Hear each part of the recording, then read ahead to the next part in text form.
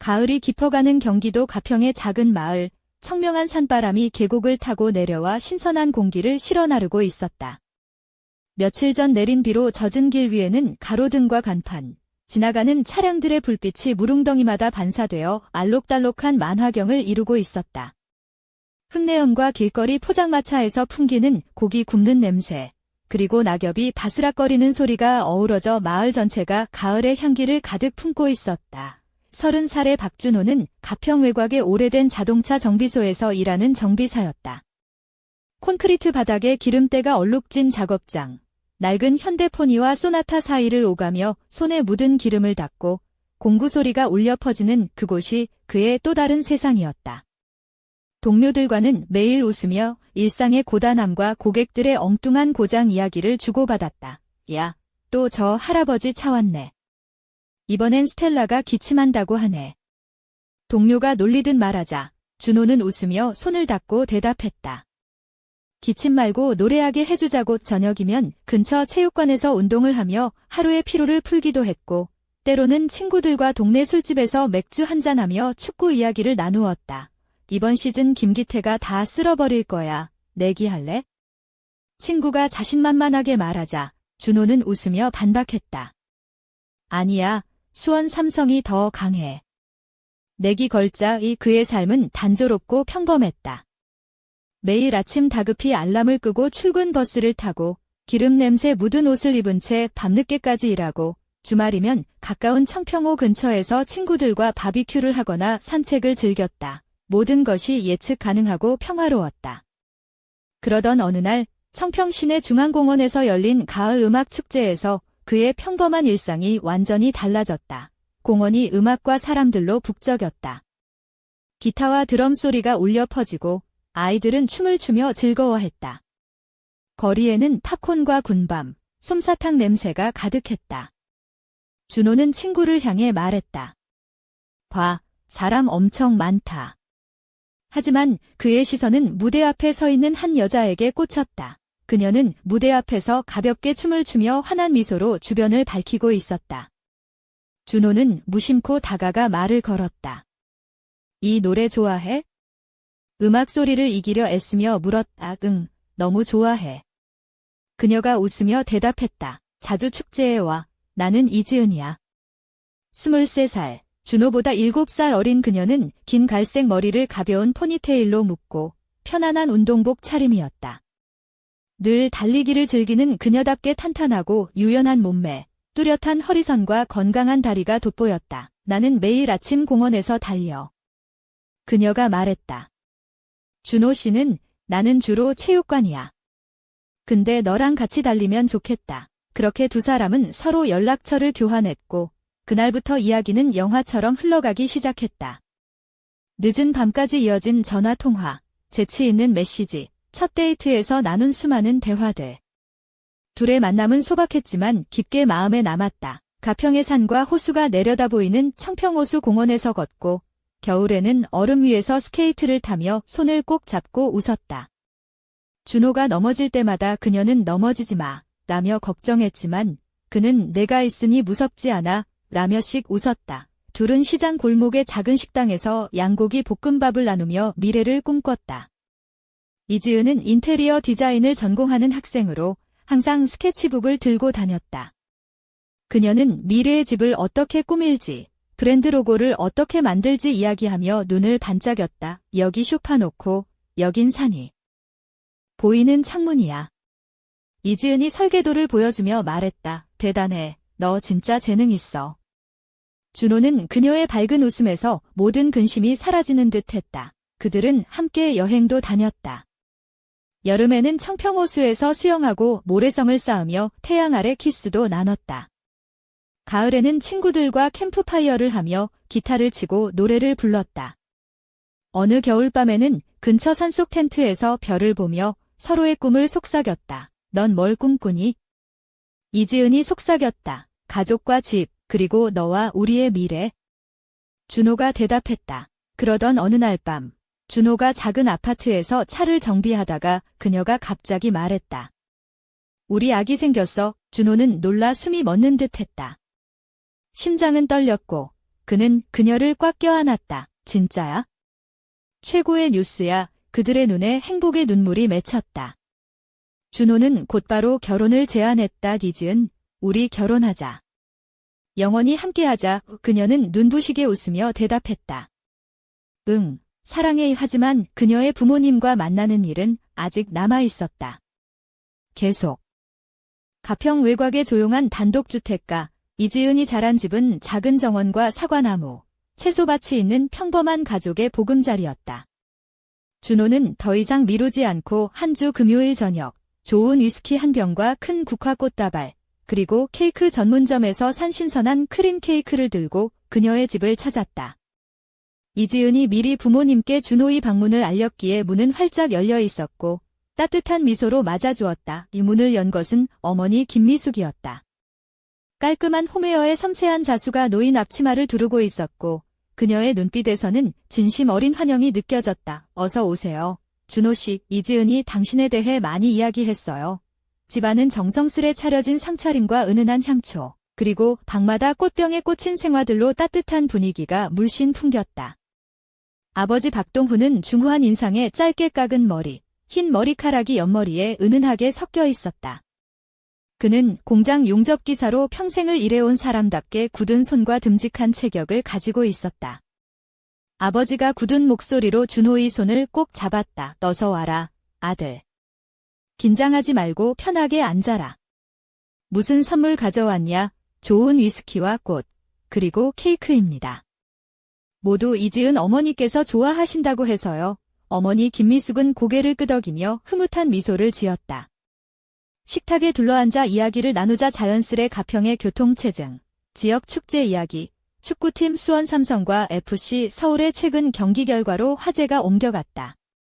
아버지와 준호는 축구 팬답게 티격태격 친근하게 설전을 벌였다. 넌 수원 팬이구나.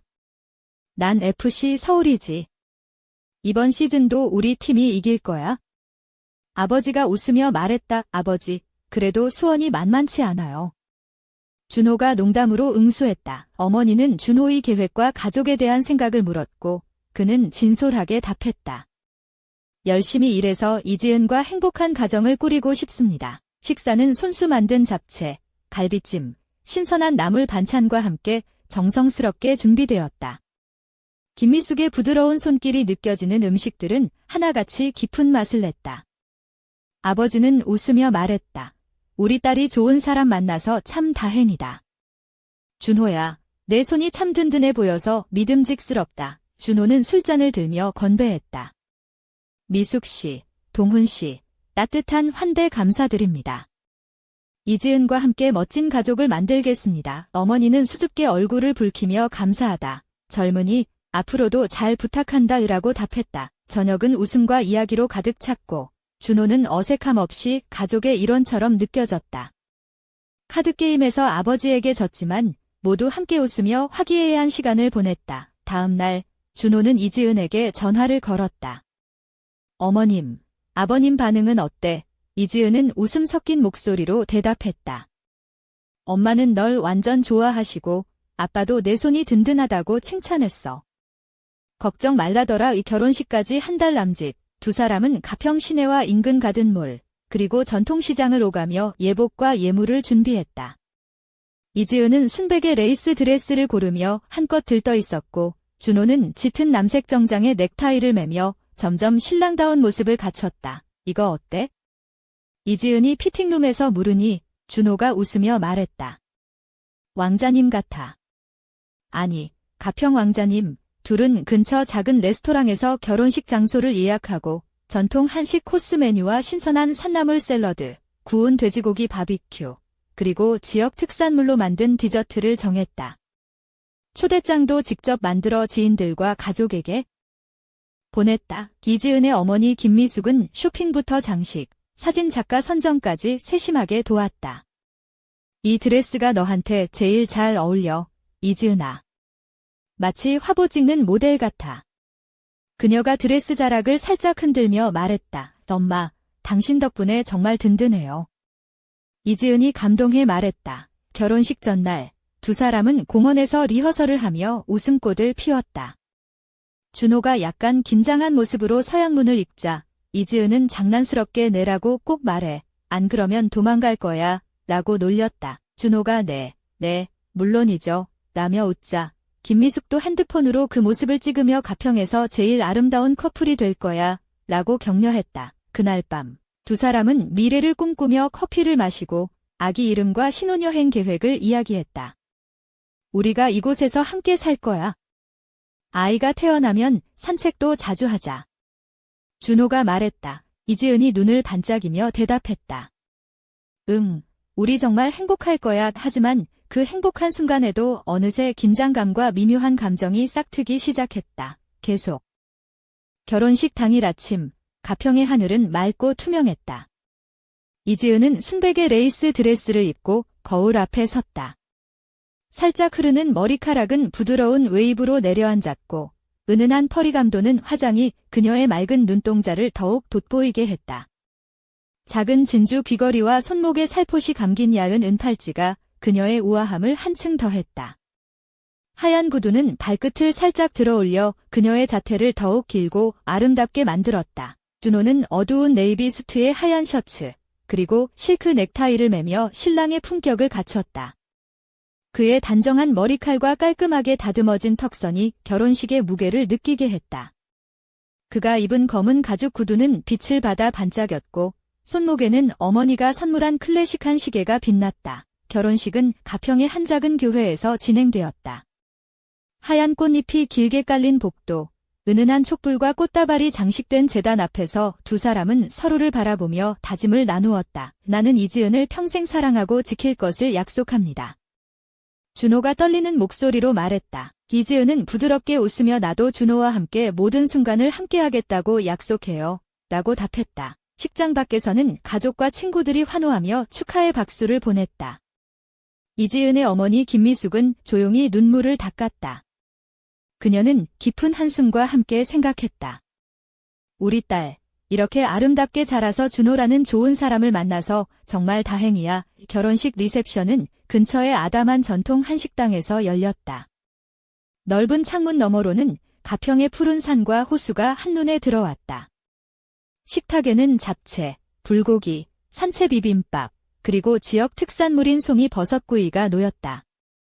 손님들은 맛있는 음식과 함께 축하의 말을 전했다. 그런데 이날 밤, 준호는 어딘가 모르게 불안한 기운을 느꼈다. 특히 신부의 어머니 김미숙이 입은 짙은 와인색 몸에 꼭 맞는 드레스가 그의 시선을 자꾸 끌었다. 깊게 파인 넥라인과 고운 곡선을 드러내는 실루엣, 그리고 물결치는 긴 머리칼은 그녀의 세련된 매력을 한껏 부각시켰다. 김미숙은 우아하게 손님들과 대화를 나누며 때때로 농담을 던져 분위기를 누그러뜨렸다. 준호 씨, 춤 한번 추실래요? 젊은 신랑이 무슨 망설임이세요? 그녀가 웃으며 손을 내밀었다. 준호는 살짝 당황했지만 정중하게 손을 잡았다. 둘은 느린 왈츠에 몸을 맡기며 음악에 흠뻑 젖었다. 김미숙의 부드러운 손길과 따뜻한 향기는 준호를 혼란스럽게 했다. 그는 무심코 그녀의 눈을 마주쳤고 그 눈빛 속에는 말로 다 할 수 없는 깊은 감정이 담겨 있었다. 이지은 씨는 참 행운아예요. 이런 멋진 가족을 만났으니까요. 김미숙이 속삭이듯 말했다. 준호는 얼굴이 달아올랐지만 마음 한켠에 묘한 긴장감이 스며들었다. 그 순간 주변의 웃음소리와 음악소리가 멀어지는 듯 오직 둘만의 시간이 흐르는 것 같았다. 리셉션이 무르익을 무렵 김미숙은 속삭였다. 밖으로 나가서 조금 신선한 공기 마시지 않을래요? 조금 답답해지네요. 두 사람은 조용히 베란다로 나갔다. 밤하늘의 별빛 아래 가평의 불빛들이 반짝였다. 김미숙은 살짝 미소 지으며 말했다. 이지은 씨는 정말 좋은 사람을 만났어요. 당신이 정말 든든한 사람이라서 다행이에요. 그런데 솔직히 말하면 젊은 남자와 춤을 추니 기분이 묘하네요. 당신도 느끼나요? 준호는 당황하면서도 솔직히 고백했다. 솔직히 말씀드리면 조금 혼란스럽습니다. 하지만 이지은 씨를 사랑하는 마음은 변함없습니다. 김미숙은 작은 웃음을 터뜨렸다. 그렇죠. 우리 모두 인간이니까요. 하지만 그 무엇도 우리 가족을 위협할 수는 없어요. 이 비밀은 우리만 아는 걸로 해요.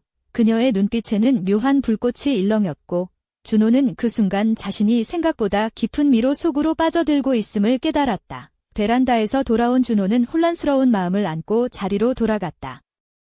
무대 위에서는 축하 노래가 울려 퍼지고 사람들은 웃음꽃을 피웠지만 그의 머릿속은 복잡한 생각들로 가득 차 있었다. 이 결혼, 정말 괜찮은 걸까? 그의 귓가에 어렴풋이 들려오는 속삭임 같은 말이 맴돌았다. 모든 비밀은 언젠가 드러나기 마련이다. 그날 밤, 가평의 고요한 산골 마을에는 새로운 이야기의 서막이 조용히 열렸다. 계속. 결혼식 다음 날 아침, 가평의 산들바람이 부드럽게 창문을 두드렸다. 준호는 침대에서 천천히 일어나 거울 앞에 섰다. 어젯밤 김미숙과의 베란다 대화가 머릿속을 떠나지 않았다.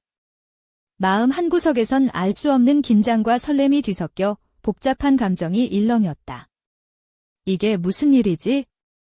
혼잣말을 하며 그는 침대 옆에 놓인 휴대폰을 집어들었다. 이지은은 아직 잠에서 깨어나지 않았고 부엌에서는 김미숙이 부드러운 목소리로 라디오 뉴스를 틀며 아침 준비를 하고 있었다. 그녀는 밝은 크림색 니트에 부드러운 실크 스카프를 두르고 있었고 노란 꽃무늬가 수놓인 치마가 그녀의 우아함을 한층 돋보이게 했다. 머리카락은 자연스럽게 풀려 있었고 은은한 향수 냄새가 부엌 안 가득 퍼졌다. 준호 씨, 아침 먹을래요? 김치찌개 끓였어요. 그녀가 환하게 웃으며 말했다. 준호는 어색한 미소를 지으며 네, 고마워요 라고 답했다. 두 사람은 식탁에 마주 앉아 조용히 밥을 먹기 시작했다. 하지만 준호의 시선은 자꾸 그녀의 손목에 머물렀다. 얇은 금팔찌가 살짝 반짝이며 손가락 끝에서부터 팔목까지 매끄러운 윤곽을 그렸다. 밤새 잘 주무셨어요? 준호가 조심스럽게 물었다. 네, 근데 요즘 잠이 좀 뒤숭숭해요. 아마 결혼식 후유증인가 봐요. 김미숙이 미소 지으며 답했다. 그 순간 준호의 휴대폰이 진동하며 메시지가 도착했다. 화면을 확인하니 이지은이었다. 오늘 오후에 병원 가자. 아기가 움직이는 걸 느꼈어. 너도 같이 가자. 준호는 미소를 지으며 김미숙에게 말했다. 이지은 씨가 산부인과 예약했대요. 같이 가야겠어요. 그녀는 고개를 끄덕이며 아, 그래요? 좋은 소식이네요.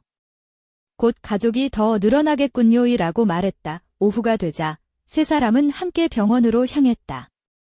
병원 대기실에서 이지은은 하얀 니트에 청바지를 입고 있었고 편안한 운동화를 신고 있었다. 그녀의 얼굴에는 기대와 설렘이 가득했다. 준호는 그녀의 손을 꼭 잡았다. 초음파실에서 의사가 모니터를 가리키며 말했다. 아기가 건강하게 잘 자라고 있네요.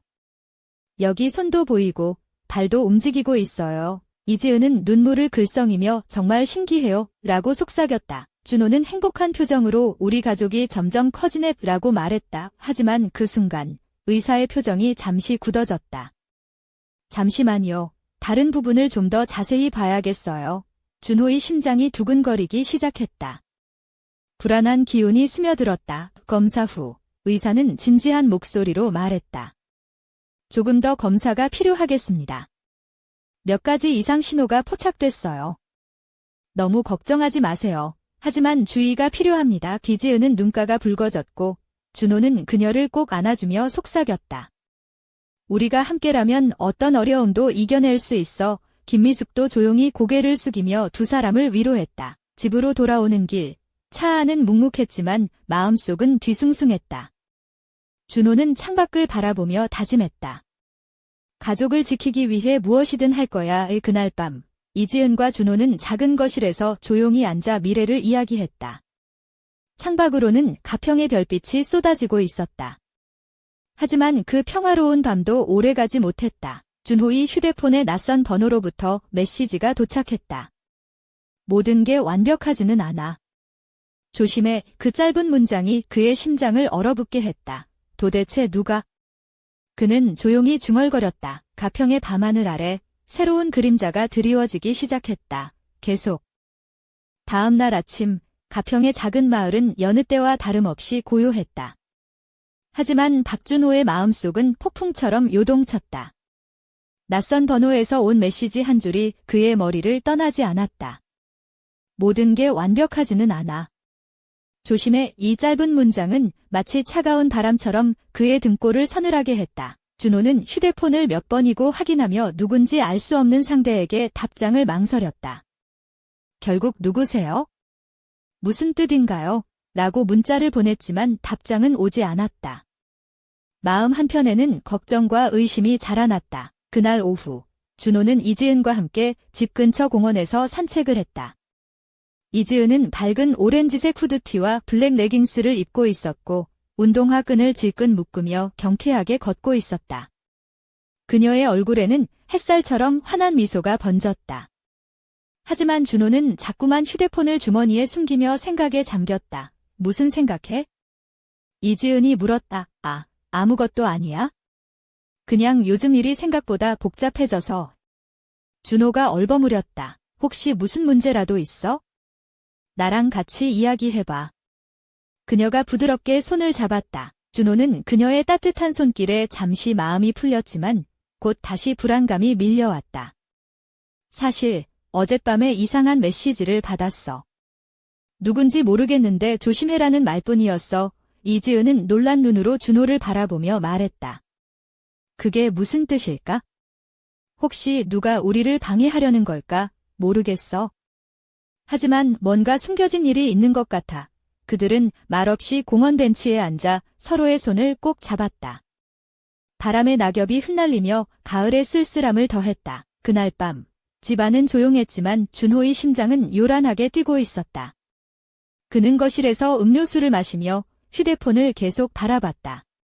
문득 현관문 밖에서 발소리가 들려왔다. 조심스레 문을 열자 어둠 속에서 누군가가 서 있었다. 준호 씨? 낮고 익숙한 목소리가 들렸다. 누구세요? 준호가 경계하며 물었다. 나야? 김미숙 씨가 보내라고 했어? 그 목소리는 뜻밖에도 이지은의 어머니 김미숙이었다. 준호는 놀라면서도 문을 더 열어주었다. 김미숙은 무거운 표정으로 안으로 들어와 조용히 말했다. 우리가 조심해야 할 일이 있어? 다 말할 수는 없지만 신뢰해줘야 해. 그녀는 깊은 한숨을 내쉬며 이야기를 시작했다. 너희 결혼 완벽해 보이지만 가평 마을에도 어두운 그림자가 있어? 예전부터 숨겨진 비밀과 갈등이 얽혀 있어. 나는 그 일부를 알고 있어?